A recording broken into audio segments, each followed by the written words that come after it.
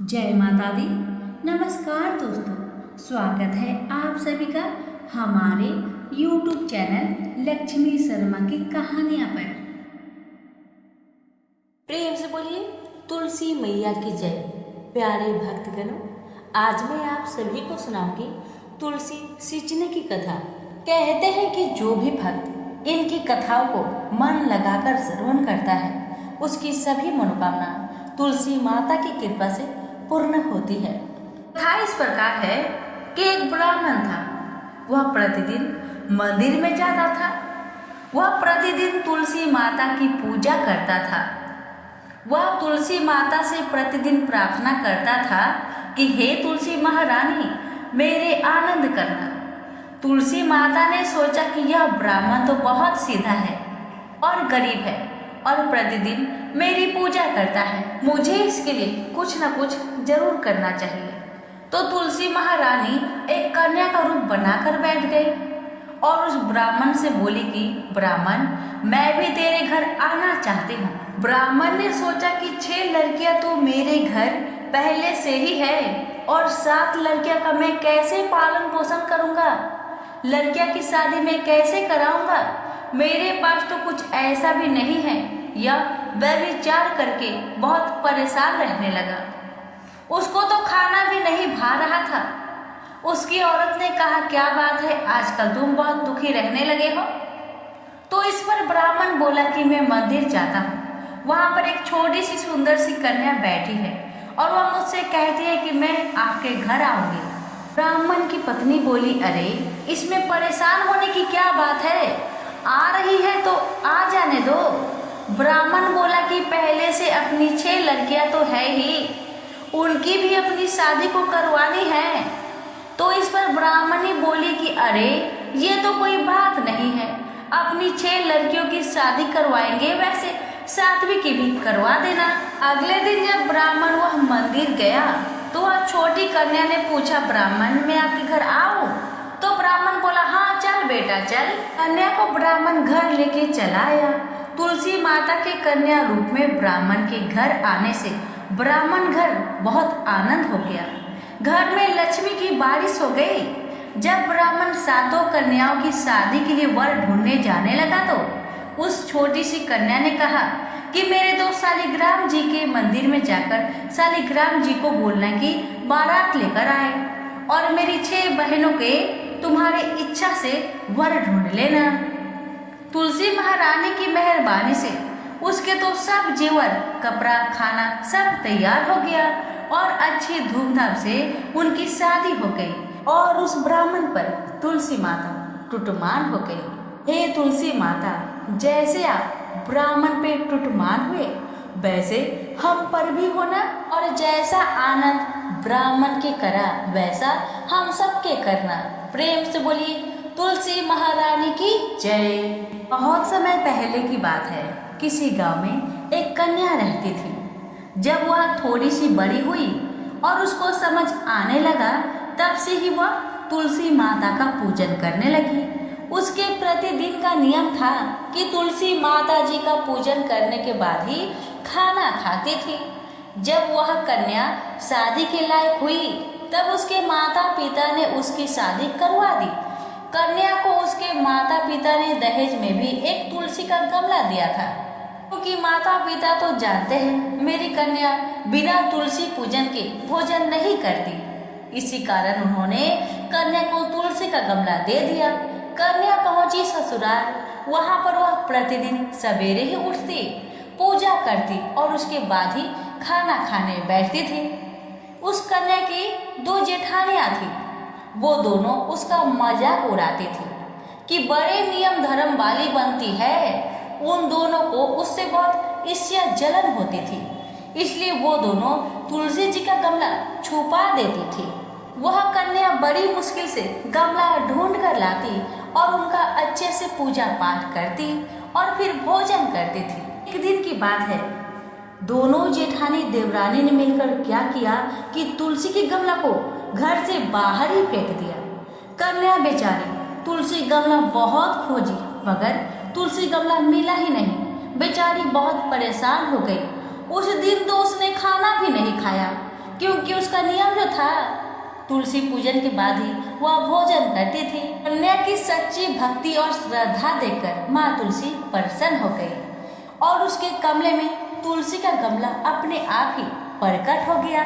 अगले दिन सुबह जब कन्या उठी तो क्या देखती है कि उसके कमरे में एक तुलसी का गमला अपने आप ही प्रकट हुआ है। यह देखकर कन्या तो प्रसन्न हो गई, तुलसी माता की जय जयकार करने लगी, उनको धन्यवाद करने लगी कि अब मुझे कोई भी दिक्कत नहीं होगा। अब तो मैं हर रोज इसी कमरे में आकर माँ की पूजा पाठ अच्छा से करूँगी और मेरी तुलसी का गमला तो अब कोई चुरा भी नहीं सकेगा। अब तो कन्या रोज सुबह जल्दी उठती और स्नान करके माता रानी तुलसी महारानी का पूजन कर लेती और उसके बाद ही खाना खाने बैठ जाती। तो एक दिन की बात है, जब वह कन्या तुलसी माता का पूजन करके खाना खाने बैठी तो जेठानिया मजाक उड़ाने लगी कि देवरानी का तो नियम धर्म पूरा हो गया। उससे पूछती है कि क्या तुमने तुलसी पूजन कर ली है? तो देवरानी धीरे से बोलती, हाँ मैंने कर लिया। जेठानी बोलती है, कहाँ से कर ली पूजा? गमला तो हमने बहुत दूर फेंकवा दिया था। तो देवरानी कहती है, आप लोगों को विश्वास नहीं है तो जाइए मेरे कमरे में जाकर देख लीजिए। जब दोनों जेठानियां उस कन्या के कमरे में जाती है, वहाँ पर बहुत सुंदर माँ तुलसी का गमला को पाती है। ये देखकर दोनों देवरानी जेठानी को अपनी गलती का एहसास हुआ। उन्होंने माँ तुलसी से क्षमा याचना की और अपनी देवरानी से भी क्षमा याचना की। कहने लगी, देवरानी तुम्हारी भक्ति सच्ची है, हमें माफ कर दो। हमने तुम्हें बहुत तकलीफ दिया, बहुत परेशान किया, हमें माफ कर दो। आज से हम दोनों भी तुम्हारे साथ माँ तुलसी का नियम पूर्वक पूजन करेंगे। तुलसी माता की कृपा से उस कन्या के ससुराल में अन्न धन के भंडार भर गए। प्रेम से बोलिए तुलसी माता की जय। हे तुलसी माता, जैसी कृपा आपने देवरानी पर करी वैसी हम सब पर करना। कहानी कहते सुनते पुकार भरते सब पर करना। प्रेम से बोलिए तुलसी महारानी की जय हो। स्वर्णी मुनि की पुत्री तुलसी अपूर्व सुंदर थी। उसकी इच्छा थी कि उनका विवाह भगवान नारायण के साथ हो। इसके लिए उन्होंने नारायण पर्वत की घाटी में स्थित बद्रीवन में घोर तपस्या की। दीर्घ काल तक तपस्या के उपरांत ब्रह्मा जी ने प्रसन्न होकर दर्शन दिए और वर मांगने को कहा। तब तुलसी जी ने कहा, हे सृष्टि के कर्ता ब्रह्मदेव, आप तो अंतर्यामी हैं, आपसे क्या छुपा है?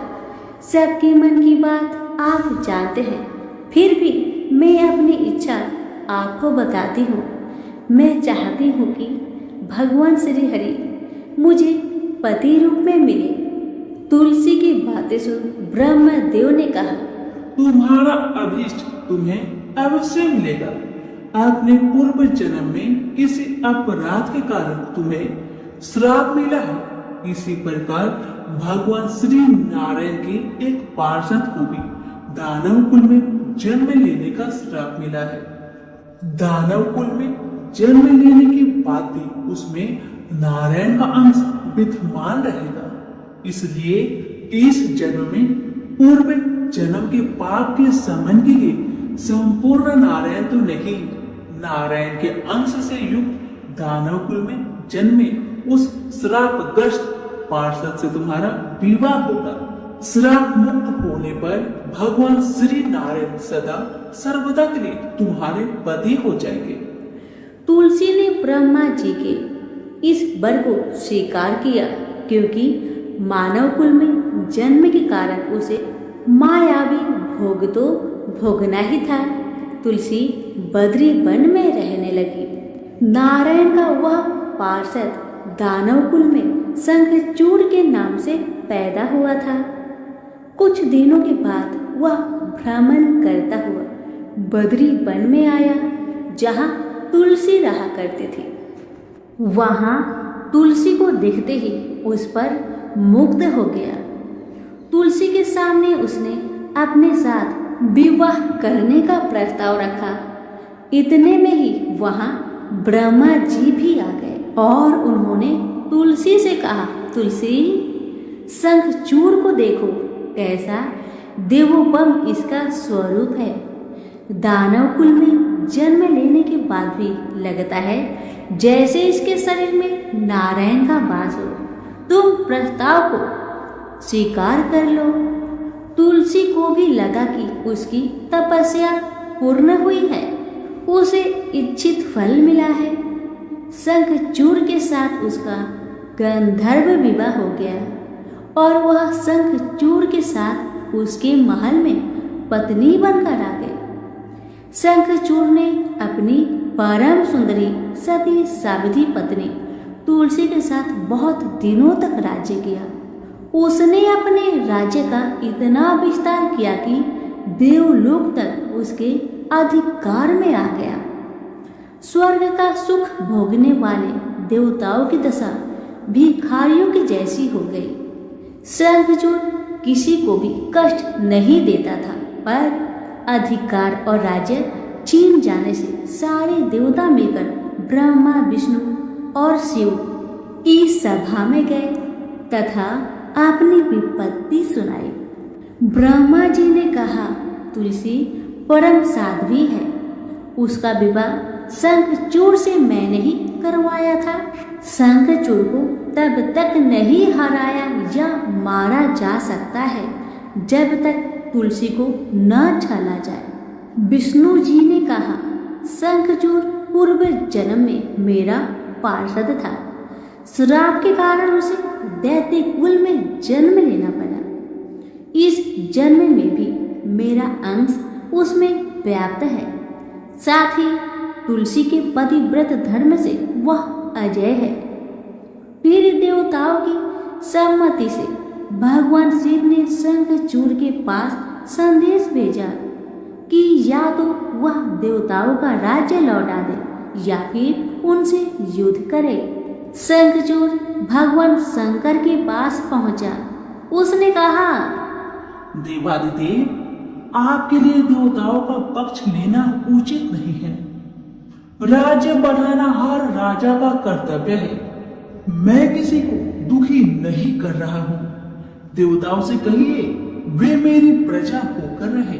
मैंने आपका भी कोई उपकार नहीं किया है और हमारा आपका युद्ध शोभा नहीं देता।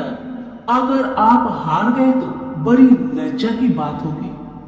मैं हार गया तो आपकी प्रीति बहुत अधिक नहीं बढ़ेगी। शंखचूड़ की बातें सुन भगवान शंकर हंसने लगे। भगवान तो सब रहस्य समझते थे। तुलसी और शंखचूड़ के पूर्व जन्म की श्राप की अवधि लगभग पूरी हो चुकी थी। भगवान बोले, इसमें प्रीति और लज्जा की बात नहीं। तुम देवों के राज्य लौटाकर उन्हें उनके पद पर प्रतिष्ठित होने दो। युद्ध से बचने का यही एक उपाय है। शंखचूड़ ने कहा, मैंने युद्ध के बल से देवलोक जीता है। कोई उसे युद्ध के द्वारा ही वापस ले सकता है या मेरा अंतिम उत्तर है, मैं जा रहा हूँ। ऐसा कहकर शंखचूड़ चला गया। उसने अपनी पत्नी तुलसी को सारी बात बताई और कहा, कर्म भोग सब काल सूत्र में बंधा है। जीवन में हर्ष, सुख, भय, सुख, दुख, मंगल, अमंगल काल के अधीन है। हम तो केवल निमित्त है। संभव है भगवान शिव दोनों का पक्ष लेकर मुझसे युद्ध करें। तुम चिंता मत करना, तुम्हारी सती तेज मेरी रक्षा करेगी। दूसरे दिन भगवान शंकर ने नेतृत्व में देवताओं ने युद्ध छेड़ दिया। शंखचूड़ ने भीषण बाणों की वर्षा कर उनका वेग रोका।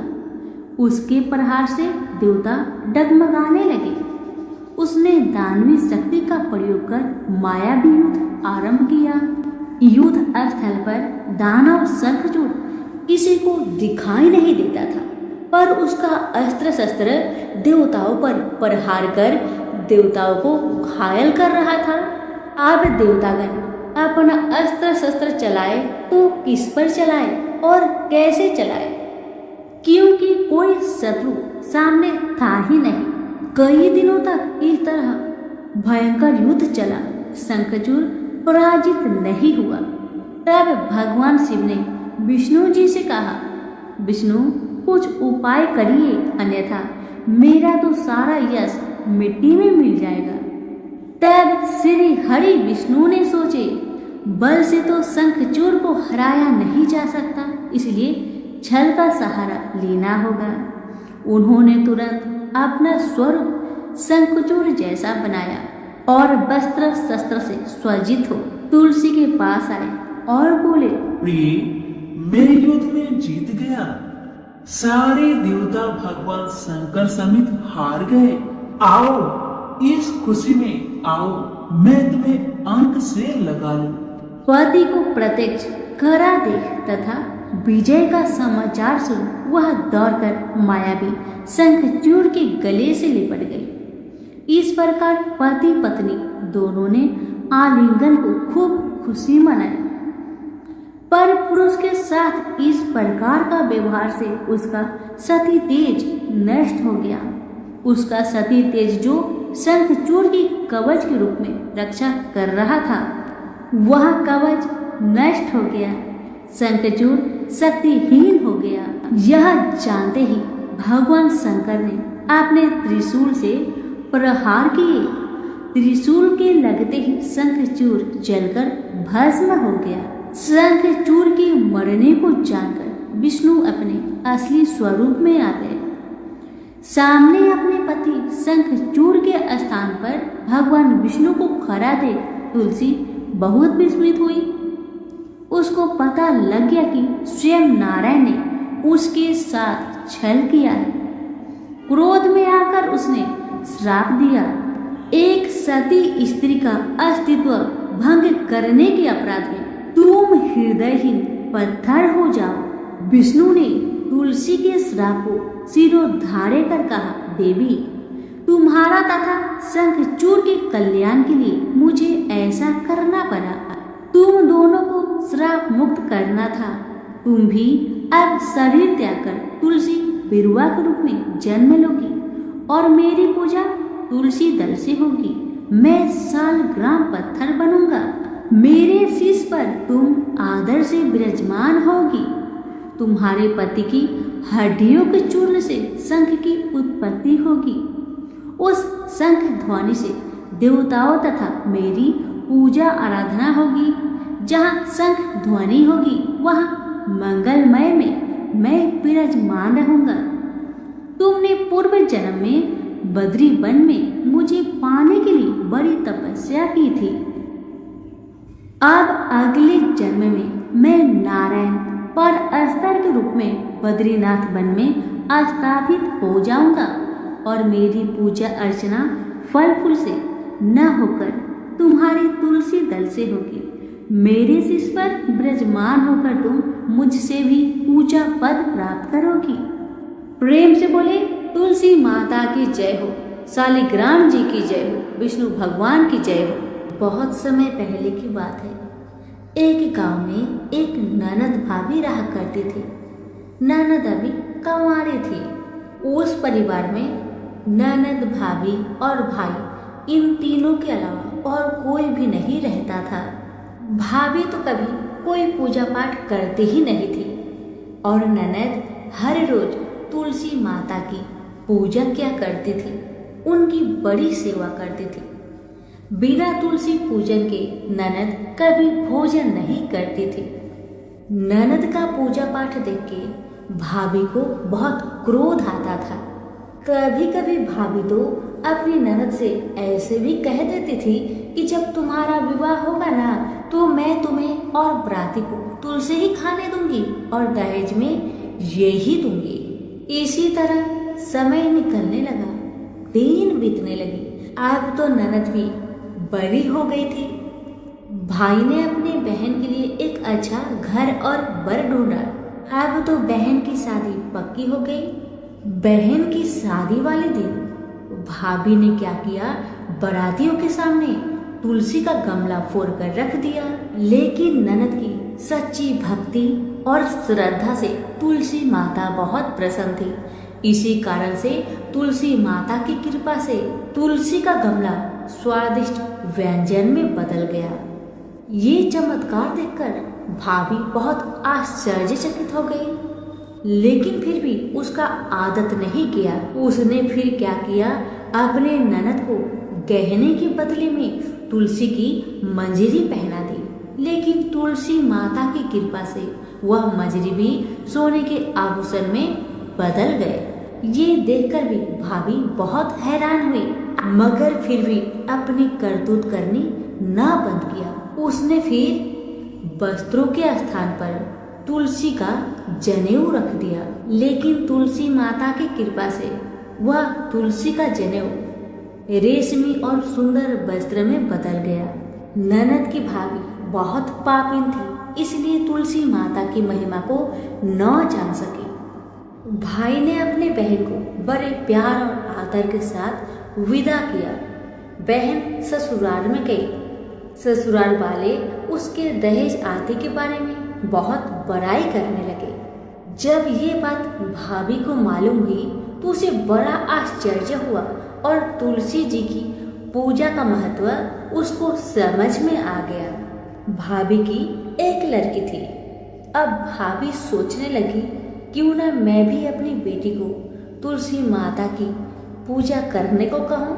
अब तो भाभी अपनी लड़की से कहने लगी कि तू भी तुलसी माता की सेवा कर, तुझे भी बुआ की तरह फल मिलेगा। पर लड़की अपनी माँ के जैसी ही थी, उसे तुलसी की सेवा में मन नहीं लगता था। भाभी की लड़की हर रोज सुबह स्नान करके ऊपर के मन से अपनी माँ की बात रखने के लिए तुलसी माता की पूजा कर लिया करती थी, मगर मन उसका पूजा में कभी नहीं लगा। इसी तरह समय बीतते गया। इस बार भाभी ने खुद अच्छा घर और वर देकर अपनी बेटी का विवाह तय किया। और जब विवाह का समय आया तो भाभी ने सोचा, जैसा व्यवहार मैंने अपनी ननद के साथ किया वैसा ही व्यवहार मैं अपनी बेटी के साथ करूंगी, क्योंकि मैंने जो ननद के साथ व्यवहार किया उसी व्यवहार के कारण ननद को इतनी इज्जत मिली थी। क्यों ना मैं भी अपनी लड़की के साथ वैसा ही व्यवहार करूं। अब जैसे ही बाराती वाले आए, भाभी ने तुलसी जी का गमला को फोड़कर बाराती के सामने रख दिया, परंतु इस बार मिट्टी मिट्टी ही रही। मंजरी व पत्ते भी अपने पूर्व रूप में ही रहे तथा जनेऊ ही रहा। सभी बाराती भाभी की बुराई करने लगे। ससुराल में भी लड़की की और उसकी माँ की बहुत बुराई हो रही थी। भाभी को अपनी ननद से बहुत जलन होता था। इस कारण भाभी अपनी ननद को बहुत कम ही घर पर बुलाया करती थी। पर भाई अपनी बहन को बहुत मानता था। भाई ने एक दिन सोचा, बहन की शादी किए हुए बहुत साल हो गए, क्यों ना मैं अपनी बहन से मिलकर आऊं, उसके ससुराल जाऊं। अब भाई ने अपनी इच्छा अपनी पत्नी को बताया। पत्नी से कहा, कुछ सौगात ले जाने के लिए कुछ दो। बहन का घर जाऊंगा, खाली हाथ कैसे जाऊं, कुछ हो तो मुझे दो। भाभी ने क्या किया, गुस्से से ज्वार एक थैले में भरकर कहा, लो इसी को लो और अपनी बहन के घर ले जाओ। मेरे पास और कुछ नहीं है, यही है, इसी को ले जाओ। बेचारा पति दुखी मन से चल दिया, वही ज्वार भरे थैले को लेकर, और मन ही मन में सोचते जा रहा था, भला कोई भाई अपने बहन के ससुराल में ज्वार ले जाता है। यही सोचते सोचते भाई बहन के ससुराल की तरफ जा रहा था। उसने सोचा, ये ज्वार बहन के ससुराल ले जाऊंगा तो लोग क्या कहेंगे, क्यों ना मैं इसे गाय को खिला दूं। भाई जब बहन के नगर के समीप पहुंचा और उसने एक गौशाला में गाय के सामने ज्वार का थैला उलट दिया। ज्वार को उलटता देखकर तब गौपालक ने कहा, ए भाई तुम ये क्या कर रहे हो, सोना मोती गाय के आगे क्यों डाल रहे हो। भाई ने जब नीचे देखा तो सचमुच हीरे मोती सोना चांदी जगमगा रहे थे। भाई ने तुलसी माता के चमत्कार को जान लिया और जोर जोर से तुलसी माता की जयकारा लगाने लगा और सारी कहानी उस गौ पालक को बताया। वह सोना चांदी हीरा मोती थैले में भरकर बहुत प्रसन्न मन से अपने बहन के घर गया। बहन भाई को देखकर बहुत प्रसन्न हुई और अपनी भाई की बहुत आवभगत की। भाई ने अपनी बहन की सास ससुर से आज्ञा लेकर अपनी बहन को घर लेकर आया और रास्ते में सारी कहानी बताते आ रहा था कि कैसे भाभी ने ज्वार भरकर थैले में दिए थे और तुलसी माता की कृपा से कैसे ये ज्वार हीरे मोती सोने चांदी में बदल गए। भाई को तुलसी माता का महिमा पता चल गया था। अब भाई और बहन घर आकर अपनी भाभी को सारी कहानी बताते हैं और तुलसी माता की महत्व को समझाते हैं और पूजन करने का फल उसे भी बताते हैं। वे तो भाई और भाभी और उसकी बेटी तीनों जन मिलकर हर दिन तुलसी माता का पूजन किया करते थे और तुलसी माता भी उनके पूजन से प्रसन्न होकर उनके घर में अन्न धन के भंडार भर दिए और भाभी की बेटी को भी अच्छा घर और वर मिला। तो सभी मिलकर बोलिए तुलसी मैया की जय हो। कथा अच्छी लगे तो लाइक करके अभी शेयर करें। धन्यवाद। हर महीने में एक बुढ़िया माई तुलसी माता का पूजन और सींचन करती और साथ में कहती, हे तुलसी माता सत की दाता, मैं तेरा बिडला सींचती हूँ, मुझे बहू दे, पीताम्बर की धोती दे, मीठा मीठा घास दे, बैकुंठा में बास दे, चटक की चाल दे, पतक की मौत दे, चंदन का काठ दे, रानी सा राज दे, दाल भात का भोजन दे, 11 की मौत दे, श्री कृष्ण का कांधा दे।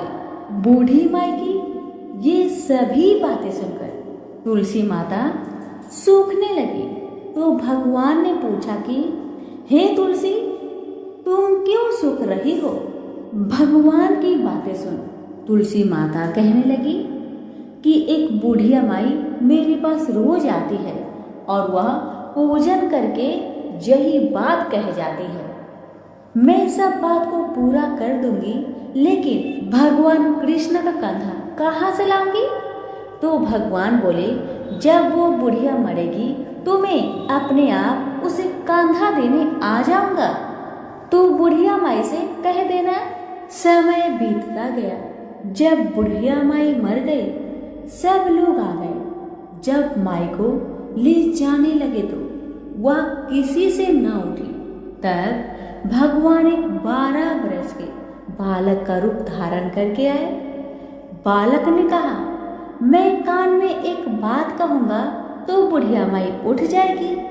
बालक ने कान में कहा, बुढ़िया माई मन की निकाल ले, पीताम्बर की धोती ले, मीठा मीठा घास ले, बैकुंठा बास ले, चटक की चाल ले, पटक की मौत ले, कृष्ण जी का कांधा ले। यह सुनकर बुढ़िया माई हल्की हो गई।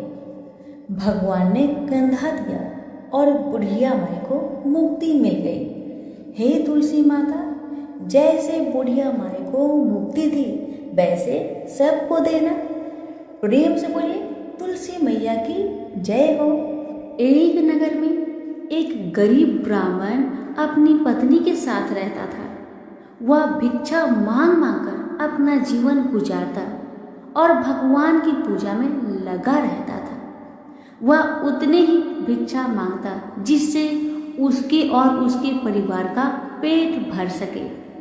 उस नगर का राजा बहुत धनवान था और ब्राह्मणों का आदर करने वाला था। राजा किसी भी ब्राह्मण को अपने महल से खाली हाथ नहीं जाने देते थे। दूर दूर से ब्राह्मण राजा के पास आते और मुंह मांगा दान लेकर आशीर्वाद देते हुए वापस चले जाते थे। एक दिन ब्राह्मण की पत्नी ने ब्राह्मण से कहा कि दूर दूर के ब्राह्मण राजा से मनचाहा दान लेकर चले आते हैं और तुम भी यहाँ रहकर राजा के पास नहीं जाते। जन्म भर मैं कंगाली का झक झेलूं, आज तुम जाओ और राजा से कुछ मांग कर लाओ।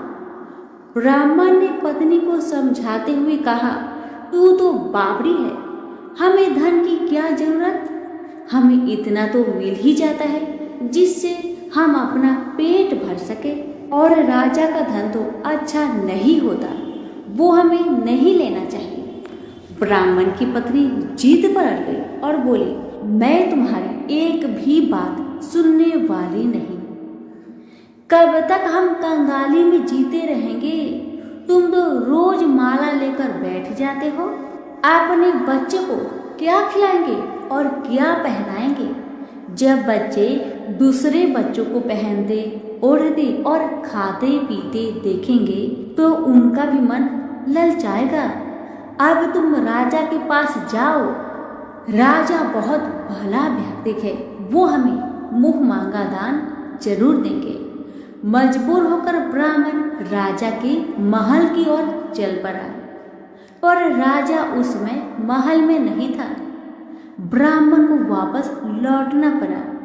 दूसरे दिन ब्राह्मण की पत्नी ने ब्राह्मण को फिर से महल में भेजा, परंतु राजा फिर से महल में नहीं मिला।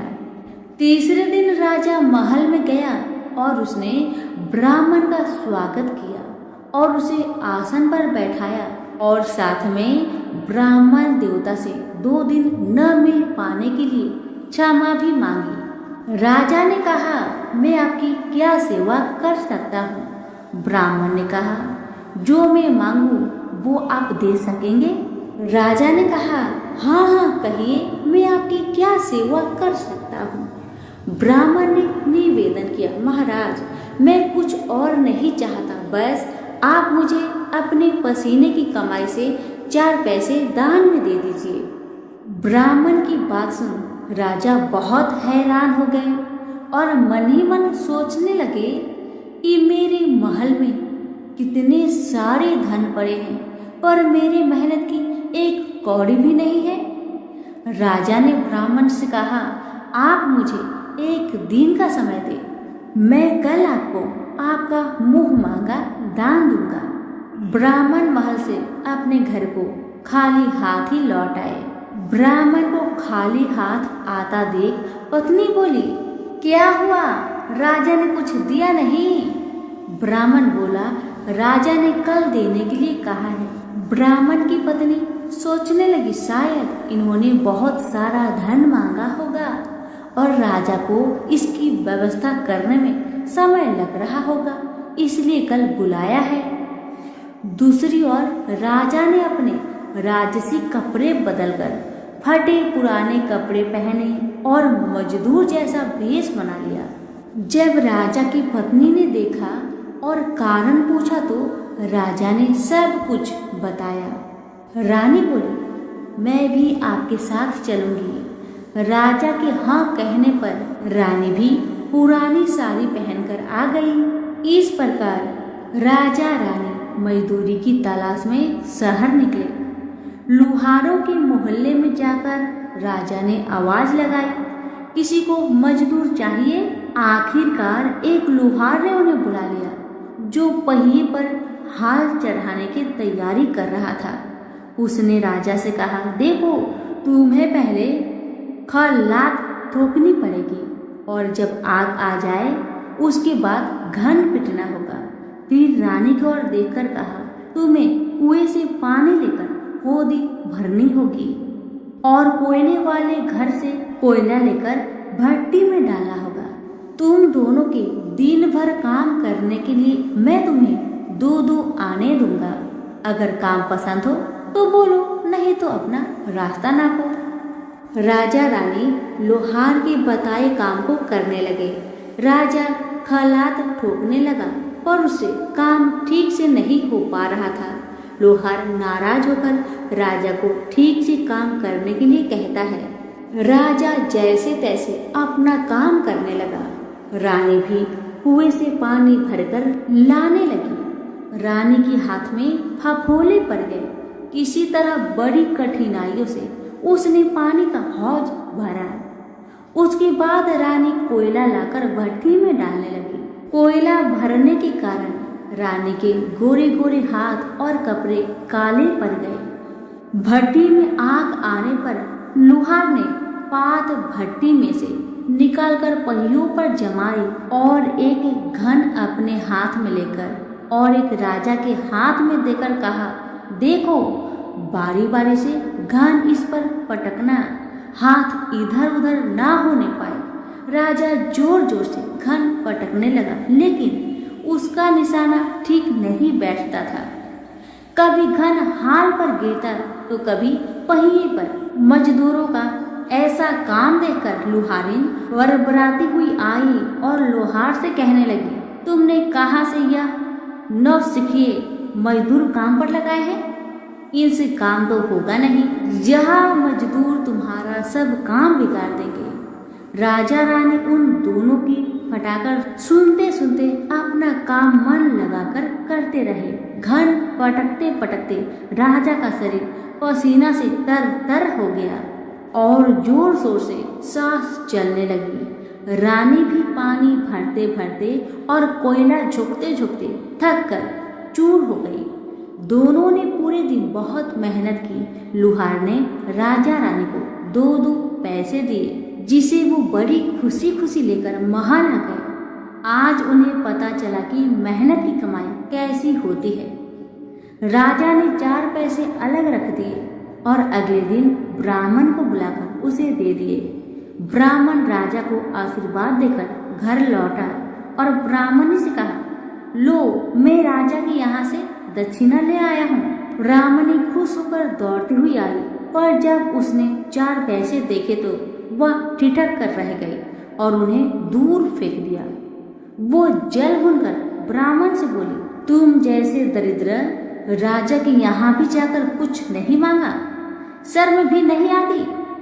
इतना कहकर रूठ कर चली गई और बहुत देर तक बरबराती रही। ब्राह्मण ने उन 4 पैसों को उठाकर तुलसी के पास रख दिए और सोचा, जब ब्राह्मणी शांत हो जाएगी तो जरूरत पड़ने पर ये सिक्के को उठा लेगी। परंतु कई दिनों तक पैसे वहीं रखे रहे और फूल बेलपत्र ऊपर से गिर गिर कर मिट्टी में दब गए। ब्राह्मण और ब्राह्मणी दोनों ही उन सिक्कों के बारे में भूल गए।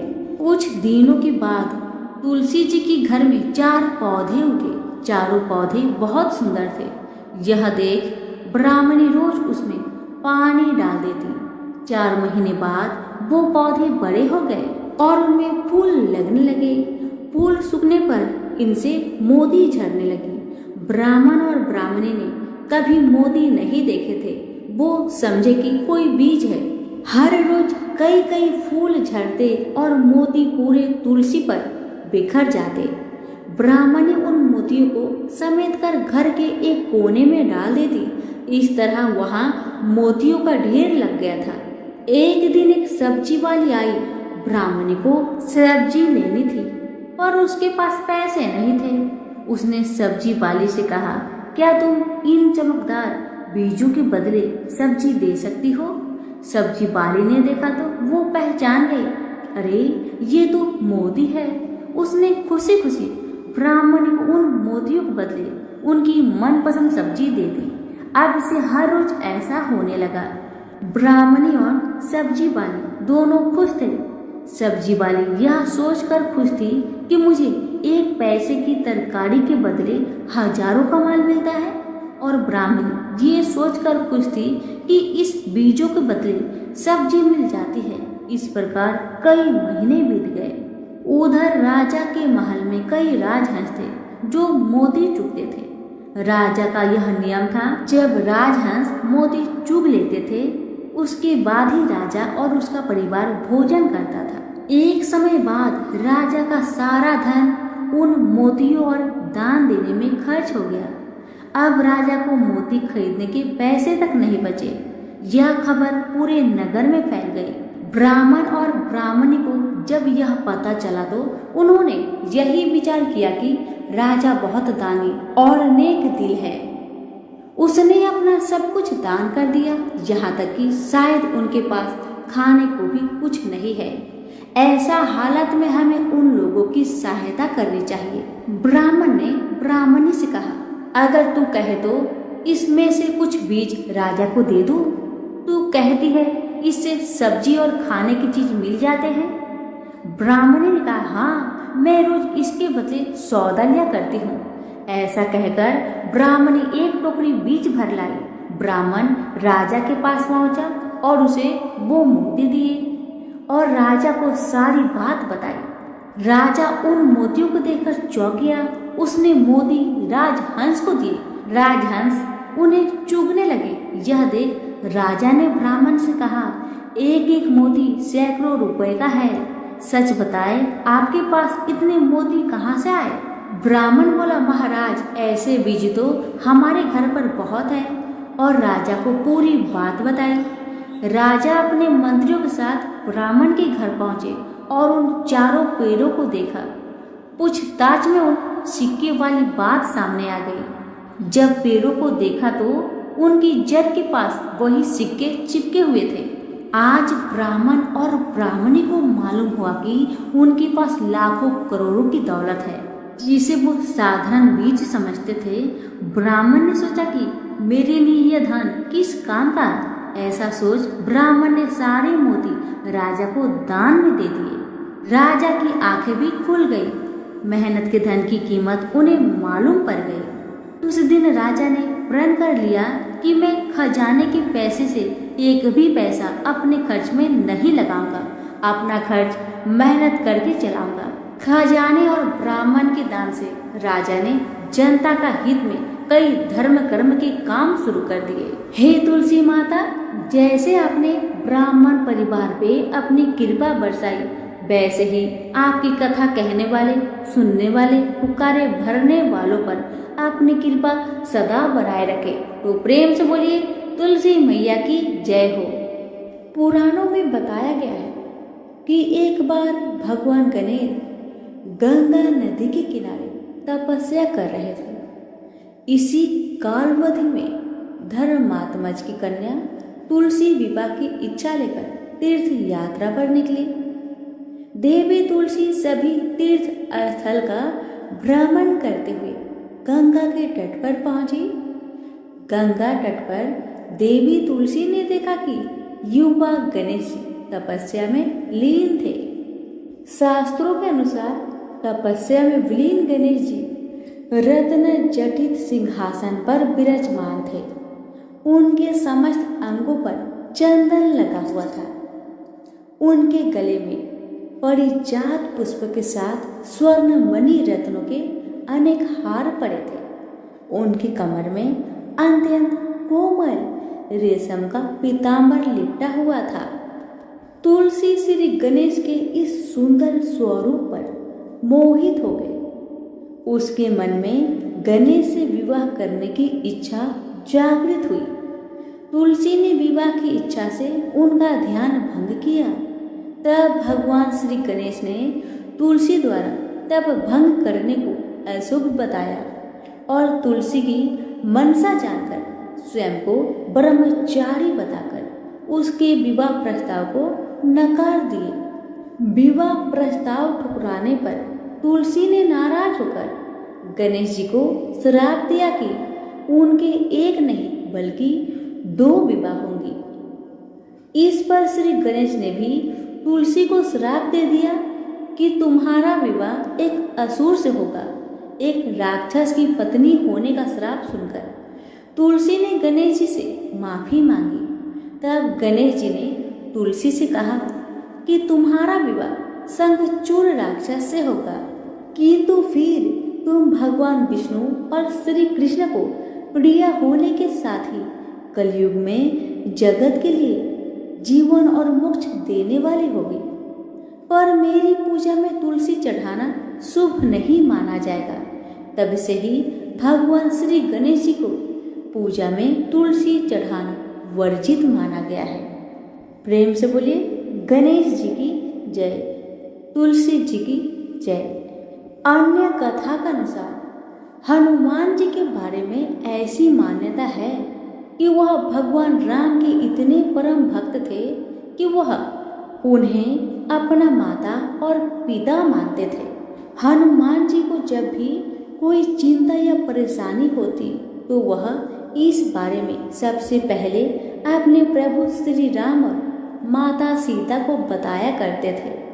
एक बार ऐसा हुआ कि वाल्मीकि ऋषि के आश्रम में माता सीता अपने हाथों से भोजन पका रही थी। पवन सुत आए और बोले, हे माता, मुझे बहुत जोर से भूख लग रही है, भोजन दे। सीता जी ने अपने हाथ का बना गर्मा गर्म खाना हनुमान जी को दे दिया। हनुमान जी सारा भोजन चट कर गए और फिर भी उनकी भूख नहीं मिटी। यहाँ तक कि धीरे धीरे भंडार गृह खाली होने लगे।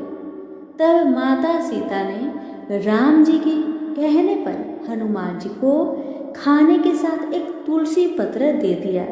तुलसी पत्र को खाते ही हनुमान जी का पेट भर गया और उनकी भूख शांत हो गई।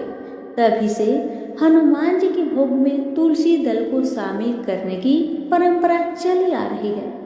प्रेम से बोलिए, पवन पुत्र हनुमान की जय, तुलसी मैया की जय।